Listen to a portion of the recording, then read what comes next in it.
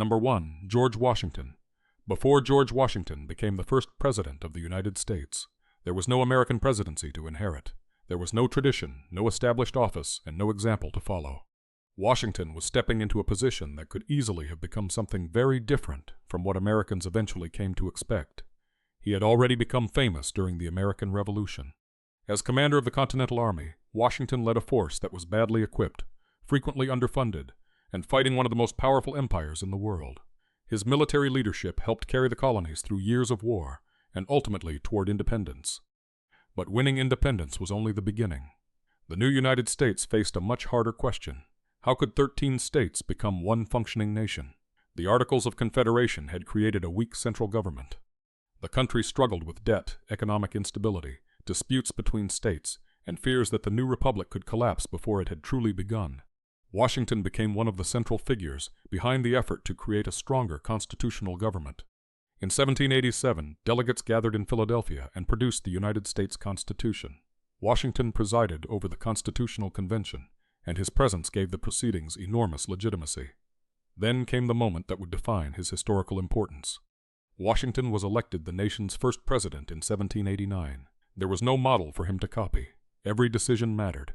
How should the president behave? How much power should the office have? Should the president act like a king, a military commander, or simply an administrator? Washington established precedents that influenced every president who followed him. He created a cabinet of advisors, worked to establish the authority of the federal government, and attempted to keep the young country out of European wars. But perhaps his most important decision came at the end. After serving 2 terms, Washington voluntarily left office.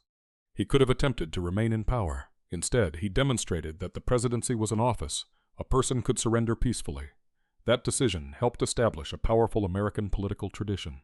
Washington's greatest influence was therefore not simply what he did while president. It was what he showed the presidency could be. A republic could have a powerful executive without creating a permanent ruler, and that precedent would shape American government for generations. Number 2. Thomas Jefferson. Thomas Jefferson entered the presidency with an enormous belief in the power of ordinary citizens and the future of the American Republic. But the most consequential act of his presidency involved territory that most Americans had never seen. In 1803, Jefferson's administration completed the Louisiana Purchase. The United States acquired approximately 828,000 square miles of territory from France. The purchase effectively doubled the size of the young nation. It transformed the possibilities of American expansion. The Mississippi River and the port of New Orleans were strategically important for the growing American economy. Suddenly, the United States had access to an enormous stretch of land west of the Mississippi. Jefferson supported exploration of the newly acquired territory. The Lewis and Clark expedition, beginning in 1804, traveled across much of the newly acquired region, gathering information about geography, wildlife, rivers, and the peoples living there. The map of America was changing. But Jefferson's legacy is far more complicated than expansion. He was a principal author of the Declaration of Independence, a document built around ideas of equality and individual rights. Yet Jefferson was also a slaveholder. The contradiction between the ideals he expressed and the institution he participated in remains one of the central tensions of his historical legacy. His presidency helped establish a vision of America as a nation capable of enormous territorial expansion. That expansion would eventually intensify the debate over slavery. The question was no longer simply whether slavery would exist. The question became whether slavery would spread into the enormous territories now controlled by the United States. That conflict would eventually help lead the nation toward its greatest internal crisis. Jefferson changed America's map. He also helped shape the political arguments that would dominate the country for decades. Number 3. Abraham Lincoln. When Abraham Lincoln entered the presidency in March 1861, the United States was already breaking apart. Several southern states had seceded from the Union. The political dispute over slavery had reached a point where compromise was collapsing. Then the Civil War began. Lincoln's original priority was preserving the Union. But as the war continued, slavery became inseparable from the conflict. In 1863, Lincoln issued the Emancipation Proclamation. It declared enslaved people in areas still in rebellion to be free. The proclamation did not immediately end slavery everywhere. Its legal scope was limited, and slavery continued in areas not covered by it. But politically and morally, it changed the character of the war. The United States government was now fighting not only to preserve the Union, but increasingly to destroy slavery as an institution. Lincoln also supported measures that helped establish the future direction of the country.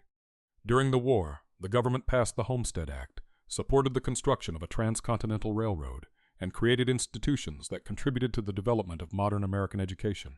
Then came Gettysburg. In November 1863, Lincoln delivered the Gettysburg Address. It was remarkably short, but Lincoln used the moment to redefine the meaning of the American experiment around equality, democracy, and government by the people. The war eventually ended in 1865. The Union survived.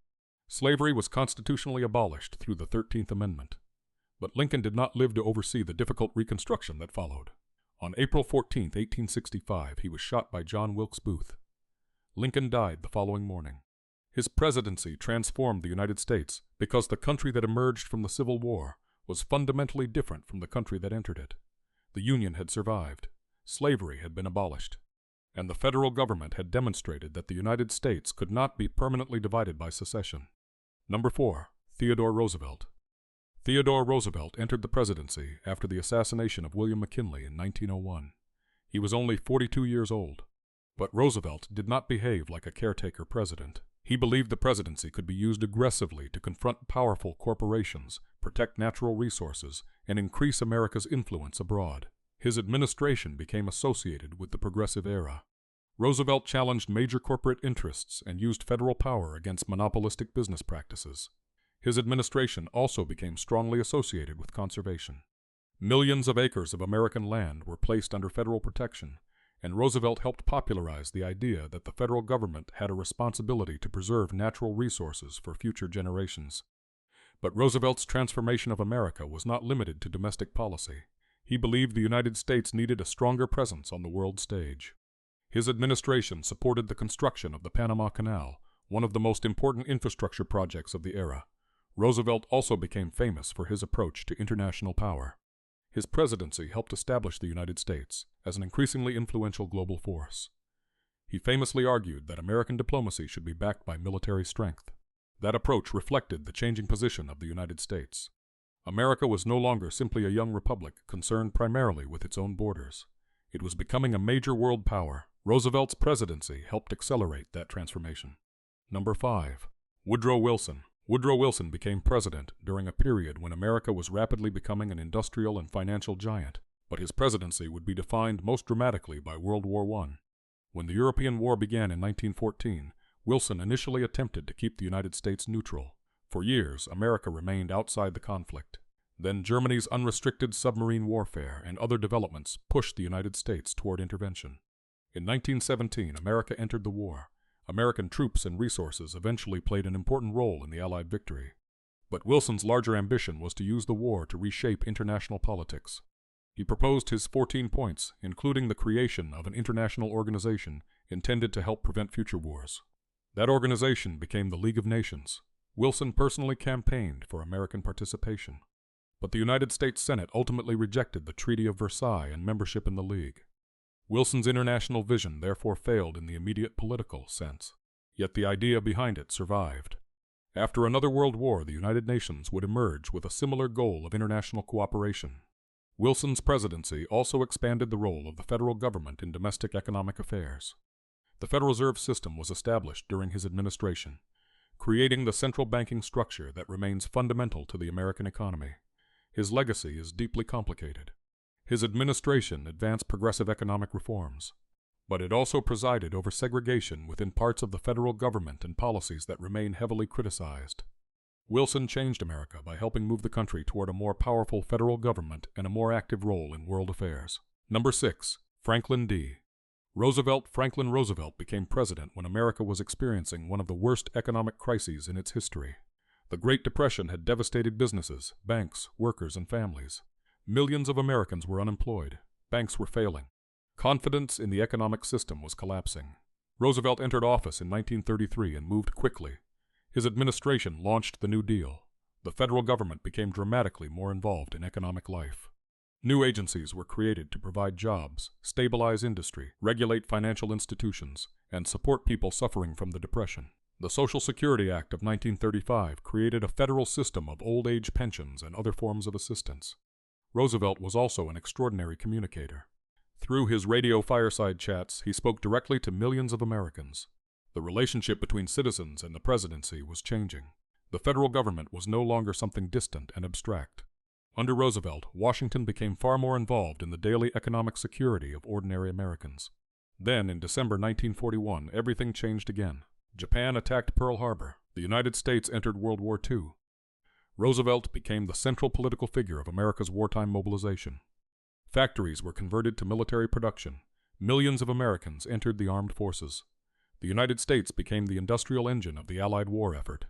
Roosevelt died in April 1945, only weeks before Germany surrendered. He had served longer than any other American president. His presidency permanently expanded expectations of what the federal government could do. The modern American state was profoundly shaped during his time in office.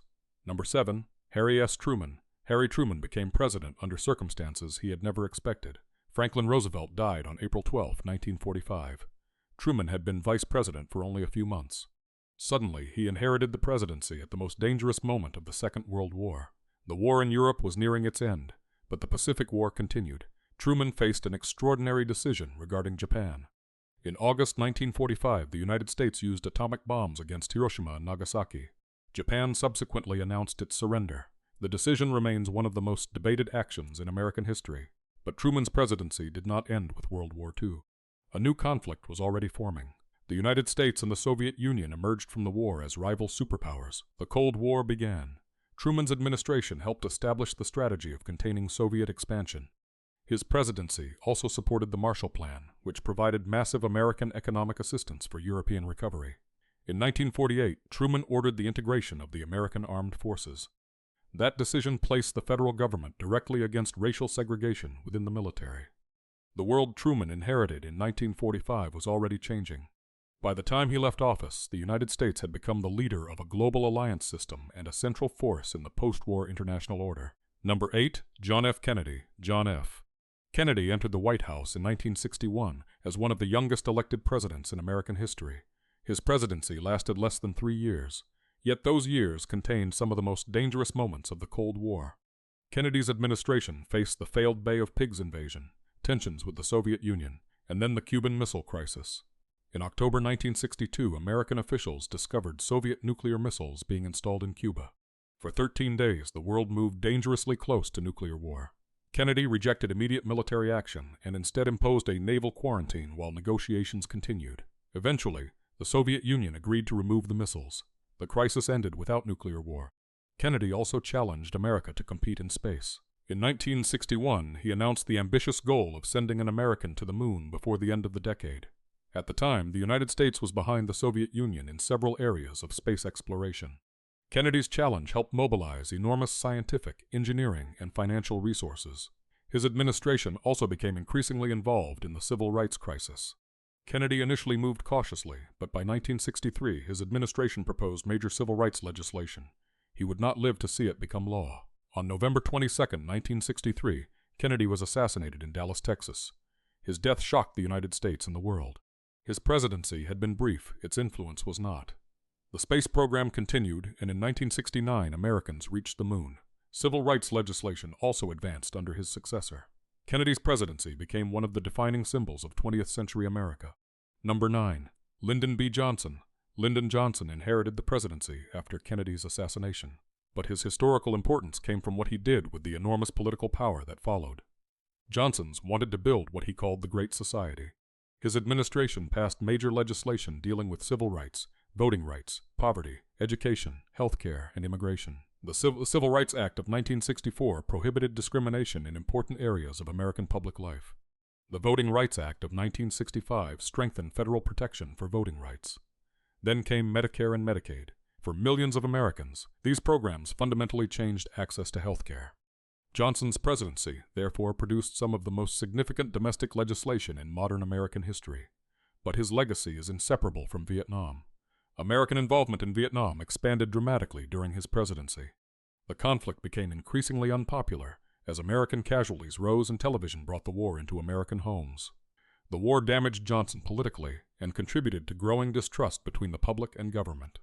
In 1968, Johnson announced that he would not seek another elected term.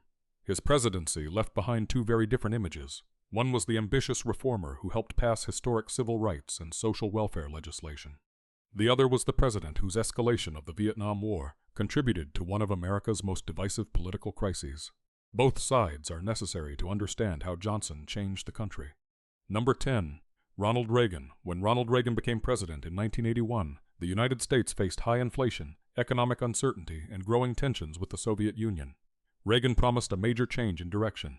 His administration pursued tax reductions, deregulation, increased defense spending, and a more conservative approach to federal government. The economic policies associated with Reagan became known collectively as Reaganomics. The results remain debated, but the political transformation was unmistakable. Reagan helped make conservative ideas central to American national politics, but his greatest historical impact may have come in foreign policy. During his first years in office, relations between the United States and the Soviet Union were extremely tense. Reagan initially took a hard line against the Soviet Union and dramatically increased American military spending. Then the situation changed. Mikhail Gorbachev became Soviet leader in 1985. Reagan and Gorbachev began a series of negotiations that produced important arms control agreements. In a famous 1987 speech in Berlin, Reagan called on Gorbachev to tear down the Berlin Wall. 2 years later, the wall fell. The Soviet Union itself would collapse in 1991. Reagan did not single-handedly end the Cold War, and historians continue to debate how much credit should be assigned to American policy versus Soviet economic and political problems. But Reagan undeniably helped reshape America's approach to the Soviet Union and transform the political landscape at home. By the time he left office in 1989, the conservative movement had become a dominant force in American politics. 10 presidents, 10 very different moments. George Washington established the first model of presidential leadership. Thomas Jefferson expanded the nation's territory. Abraham Lincoln preserved the Union and helped destroy slavery. Theodore Roosevelt expanded federal power and America's global presence. Woodrow Wilson pushed America deeper into international affairs. Franklin Roosevelt transformed the relationship between citizens and the federal government. Harry Truman helped create the post-war American world order. John F. Kennedy embodied a new generation and pushed America toward the moon. Lyndon Johnson reshaped civil rights and social programs while becoming deeply entangled in Vietnam. And Ronald Reagan helped redefine American conservatism and played a major role in the final era of the Cold War. Their presidencies were not perfect. Some decisions remained controversial.